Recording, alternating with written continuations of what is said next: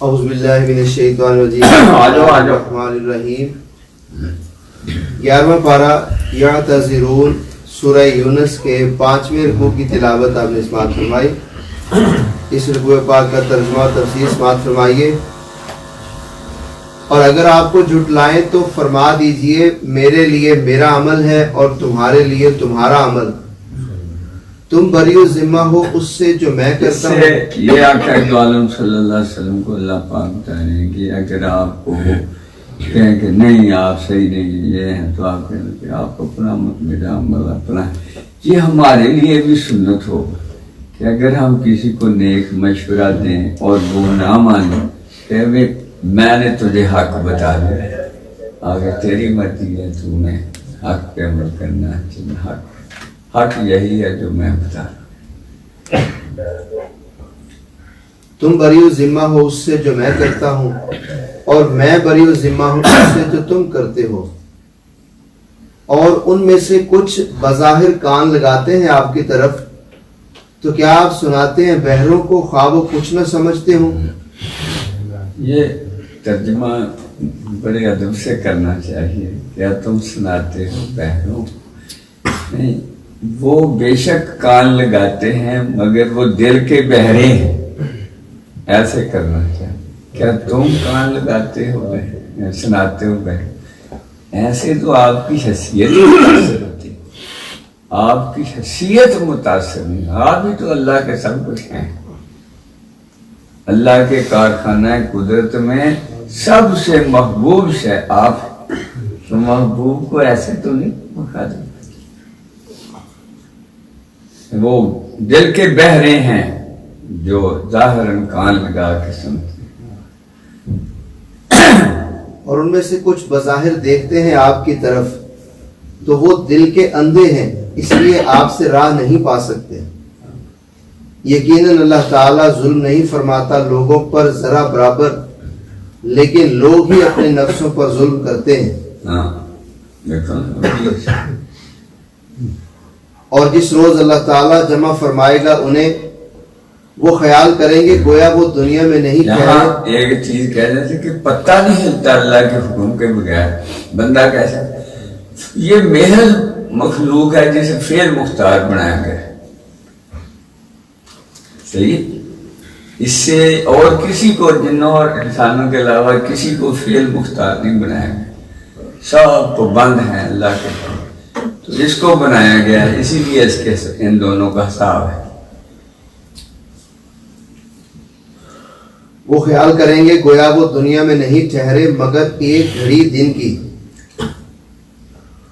پہچانیں گے ایک دوسرے کو تب حقیقت کھلے گی کہ گھاٹے میں رہے وہ لوگ جنہوں نے پایا اللہ تعالیٰ کی ملاقات کو اور وہ ہدایت یافتہ نہیں تھے.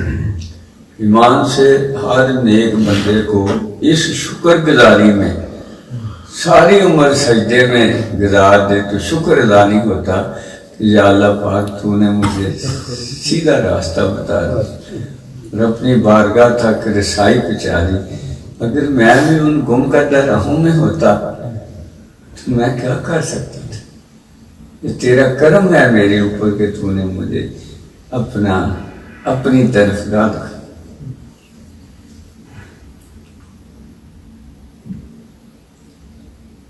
اور خواہ ہم دکھا دیں آپ کو کچھ عذاب جس کا ہم نے وعدہ کیا ہے ان سے، یا پہلے ہی اٹھا لیں ہم آپ کو، ہر حالت میں ہماری طرف ہی انہیں لوٹنا ہے. پھر اللہ تعالیٰ گواہ ہے اس پر جو یہ معراج سے پہلے اتری ہو. معراج میں تو دکھا دیا تھا نا سب کو. دو زخمیوں کو بھی دکھایا تھا، جنتیوں کو بھی دکھایا تھا. اس سے پہلے اتری ہوئی. اور ہر قوم کے لیے ایک رسول ہے، پس جب آیا ان کا رسول اور انہوں نے اس کو جھٹلایا تو فیصلہ کر دیا گیا ان کے درمیان انصاف کے ساتھ اور ان پر ظلم نہیں کیا جاتا. اور وہ کہتے ہیں کب پورا ہوگا یہ عذاب کا وعدہ اگر تم سچے ہو. آپ فرمائیے نہیں ہوں مالک میں اپنے آپ کے لیے ضرر کا اور نہ نفع کا مگر جتنا اللہ تعالیٰ چاہے. یہ آیت پکڑ کے نا تو وہ بیٹھ جاتے ہیں. یہ ایک عاجزی کا اظہار ہے اور اللہ ہی نے سکھایا. یہ قرآن آقا پاک کا بیان تو نہیں، یہ اللہ ہی سکھا رہا ہے کہ آپ کہو کہ میں تو عاجز مسکین ہوں، میرا نفع نقصان میرے خالق و مالک کے پاس. یہ بندگی کی بہترین مثال ہے، اور نبی پاک صلی اللہ علیہ وسلم سے ہی یہ منسوب ہونی چاہیے کہ آپ سب سے زیادہ اللہ کے ماننے والے اطاعت والے آپ ہیں. تو آپ کی ہر ادا آپ کو سکھائی بھی جا رہی ہے کہ آپ ایسا کہہ رہے ہیں کہ میں تو اپنے نفع نقصان کا مالک نہیں ہوں، نفع نقصان کا مالک میرا اللہ، اور یہ سچ ہے، یہ حق ہے، یہ سب کچھ جو اللہ پاک کے کرنے کا کام ہے وہ اللہ پاک ہی نے کرنا ہے. میرا وہ مالک و خالق ہے، میرا محبوب حقیقی ہے آقا دو عالم صلی اللہ علیہ وسلم کا سب سے بڑھ کر کے. تو وہ آپ ایسے ہی کہیں گے، وہ یہ مجبور محض ہے، یہ تو کچھ بھی نہیں ہے. وہ مجبور محض ہے تو اس کو لوال حمد ملنا ہے، محض ہے تو اس کو عرش کے دائیں طرف بٹھانا ہے. شفاعت کا اس کو حکم ہونا ہے کہ شفاعت کا تو تمہیں مانو، حوض کوثر اس کے حوالے ہے، سب کچھ اس کے حوالے ہے. اور تو جو ہے وہ، اور اس کو آج ہی سکھائی جا رہی ہے کہ امت کو یہ ایسے بتانا کہ نفع نقصان اللہ ہی کے ہاتھ میں. صحیح ہے، یہ عقیدہ ہے، یہ توحید ہے. جیسے سائیں جی سے کسی نے پوچھا کہ پیران دتا نام رکھ لیں بیٹے کا، یا آپ نے ہمارا اللہ دتا کیوں نہیں رکھتے؟ جو کام اللہ کا ہے وہ اللہ کوئی غیر ہے، اللہ کو کیوں چھوڑنا ہے؟ اللہ تو پہلی ترجیح ہے. صحیح نہیں؟ آپ کے دوارا عبداللہ نام رکھتے تھے کہ اللہ کا بندہ، اور کہ عبد الرحمن اللہ کا نام، اور ہم رکھتے ہیں محمد ساتھ رکھتے ہیں کیونکہ ہمارے لیے آپ وسیلہ ہے. ہم کہتے ہیں جس نام کے ساتھ محمد نہ ہو وہ نام ہی نہیں. یہ بڑے رواج پڑ گئے نا، والد کا نام رکھتے ہیں. سائیں جی بڑے ناراض ہوتے ہیں، کہتے کہ والد قیامت کے دن چھڑا لے گا، محمد کے نام پہ آواز پڑے گی تو وہ چھوٹ جائے گا. آپ ہمیشہ کٹا کے کرتے، کٹو اس کو، محمد نام رکھو. آقا دو عالم صلی اللہ علیہ وسلم اس نام کو مانتے نہیں جو والد کے نام کے ساتھ رکھتے. تو اتنا محترم کہاں ہو گیا ہے جتنا میرا محبوب. ہر قوم کے لیے ایک میعاد مقرر ہے، جب آئے گی ان کی مقررہ میعاد تو نہ وہ پیچھے رہ سکیں گے ایک لمحہ اور نہ آگے بڑھ سکیں گے. آپ فرمائیے اے منکرو ذرا غور تو کرو، اگر آ جائے تم پر اس کا عذاب راتوں رات یا دن دہاڑے تو تم کیا کر لو گے؟ کس چیز کا جلدی مطالبہ کر رہے ہیں اس سے مجرم؟ کیا جب عذاب نازل ہو جائے گا تب ایمان لاؤ گے؟ اللہ بڑے حوصلے والا ہے، ان کی ایسی باتوں پہ فوراً تیش میں نہیں آتا.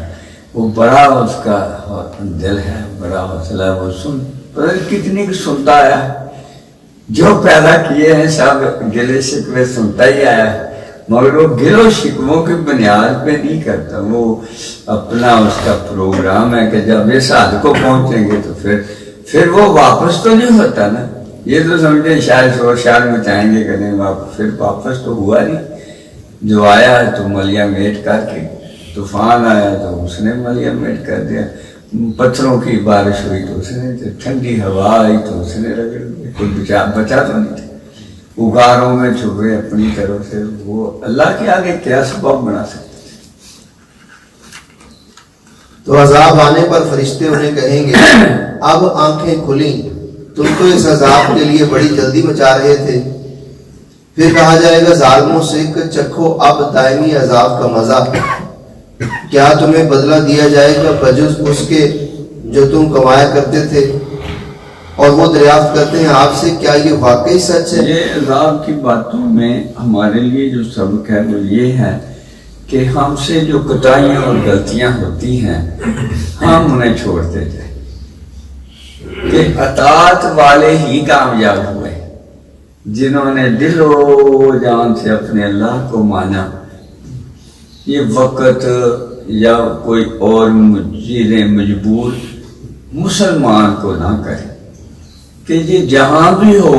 علامہ اقبال رحمۃ اللہ نے بڑا ہی خوبصورت شعر ہے کہ بہار ہو کہ خزاں ہو، یہ نغمہ گل و لالا کا نہیں پابند، بہار ہو کہ خزاں ہو لا الہ الا اللہ۔ یہ آپ کی خوشحالی اور بدحالی کا نہیں، یہ جس حال میں بھی ہو تم نے لا الہ الا اللہ کرنا۔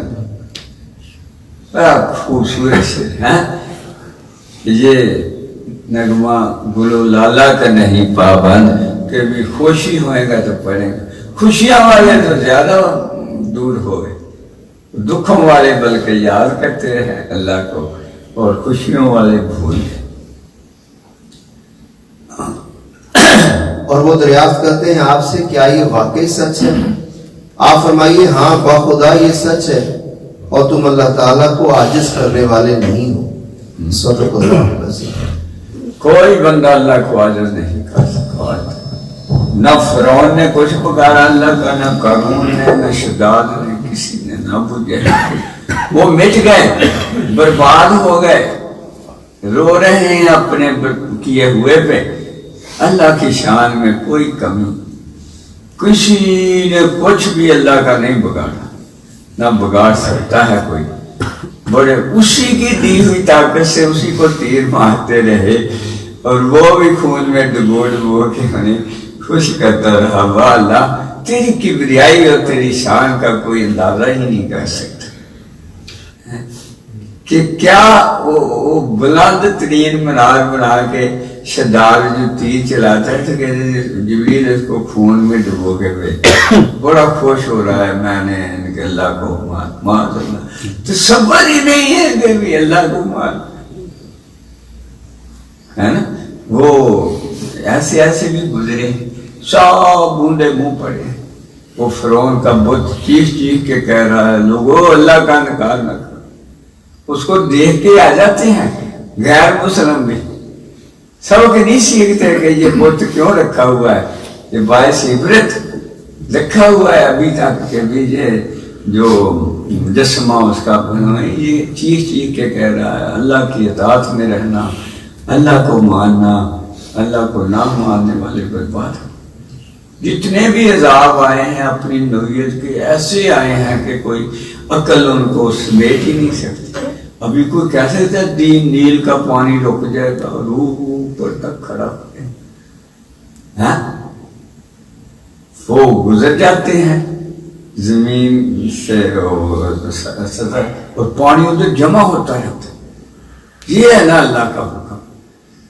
وہ دریا والا تو کسی کے کہہ رکتے ہیں باندھ بناؤ تو تاپی ادھر سے نکل جائیں گے، مگر اللہ کو کہتے ہیں اونچی ہو گیا پانی، اونچا ایک ہی جگہ، اور جیسے ہی وہ درمیان میں سارے پہنچے چل سب کو لپیٹ جتنے بھی فوج تھی ساری کی ساری۔ اور بعد میں آنے والوں نے پھر وہی حرکتیں کی۔ کیا یہودیوں نے عیسائیوں نے حرکتیں نہیں کی فرعون کے حشر کے بعد؟ موسیٰ علیہ السلام کو تھوڑا ستایا گیا، عیسیٰ علیہ السلام کو پھانسی تک دینے پہ چل پڑے، وہ یہی یہودی تھے، تو یہ ہٹے تو نہیں نہ۔ ابو جہل کو ہوش آیا کہ وہ اللہ جس کا یہ پیغمبر آیا، کل فرعون کے ساتھ یہ ہوا تھا۔ بسم اللہ الرحمن الرحیم۔ دوشیف الصلوات الظاہرہ علی سید اہل الدنیا والآخرہ۔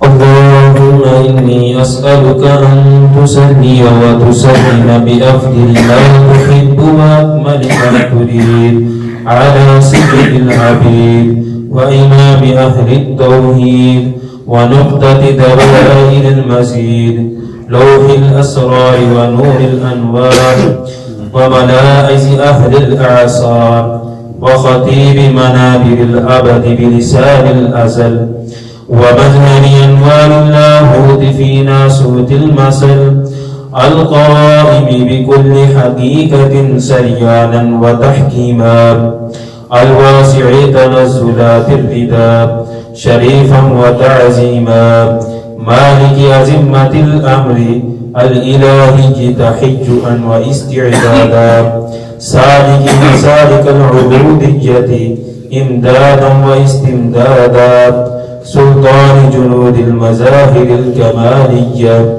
شمس الآفاق المشاهد الجمالية المصلي لك بك عندك في جرائع أسمائك وصفاتك المحلي بزواهر جواهر اختصاصات أولياء حضراتك الذكر المطلق في حق نبوته عن أشباهه والنظائر الفرد المقدس سر محمديته عن مضانات مقامه في الباطن والظاهر الآب الرحيم وسيد العليم ما هي ظلمات الأوهام بشعاع الحق واليقين قاطع شبهات التموية الشيطاني بقاهر باهر النور المبين الشافع العظيم والمشفع الأكرم وصراط الأقوم والذكر المحكم والحبيب الأخص والدليل الأنس المتجلي بملابس الحقائق الفردانية.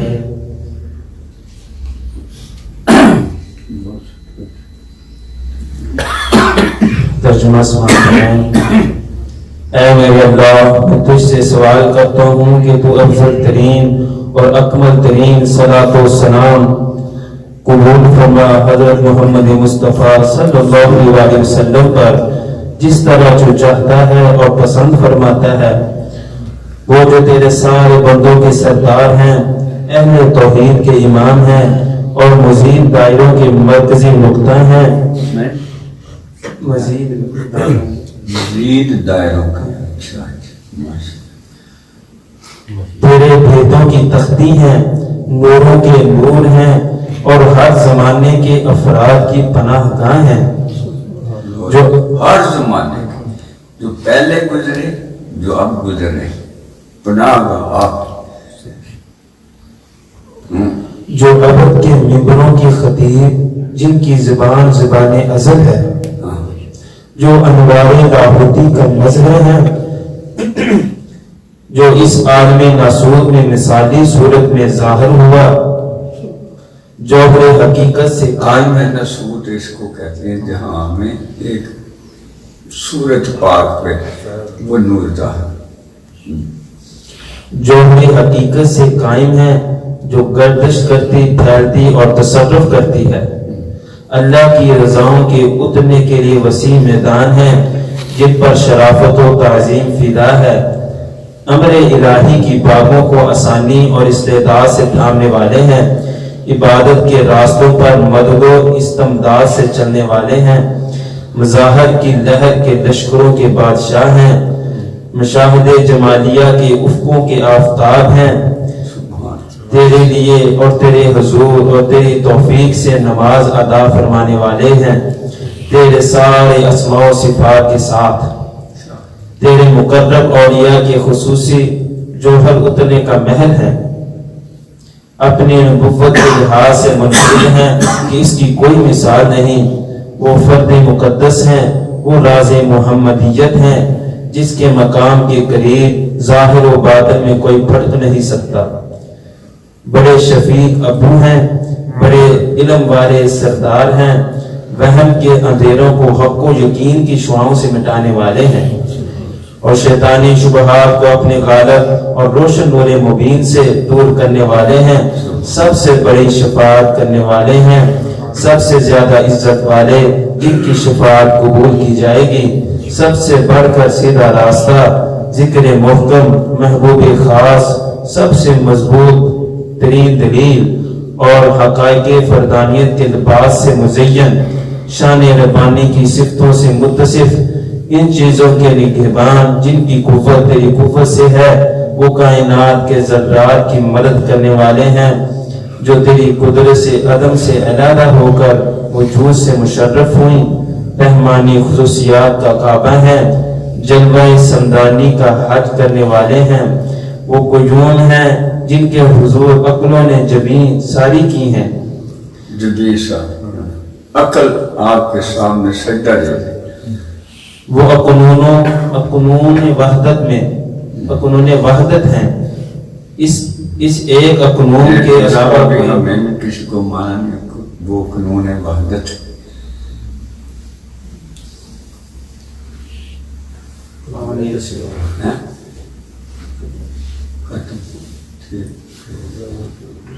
اللہم صلی علی سیدنا و سندنا و مولانا محمد و علی آل محمد ازواج محمد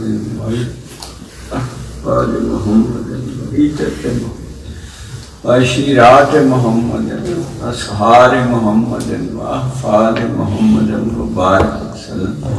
ربنا ظلمنا انفسنا وإن لم تغفر لنا وترحمنا لنکونن من الخاسرین۔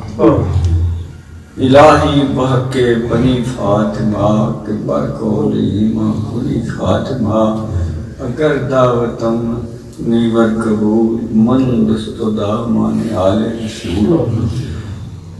اے اللہ پاک، یہ جو تو نے سعادت بخشی، یہ تیرا عین کرم ہے کہ تیرے محبوب کی شان والا درود پاک ہمیں پڑھنے کو نصیب ہوا۔ اے اللہ پاک، اس ہستی کے صدقے اور سارے اپنے محبوب بندوں کے صدقے، ہمارے مرشد کریمین کے صدقے، اے اللہ پاک ہمارے دل کو بھی یہ مشاہداتی خیرات نصیب فرما، اور محبت کی وہ عظمت نصیب فرما جو تیرے محبوب کی شان کا کچھ مشاہدہ کر۔ صلی اللہ تعالی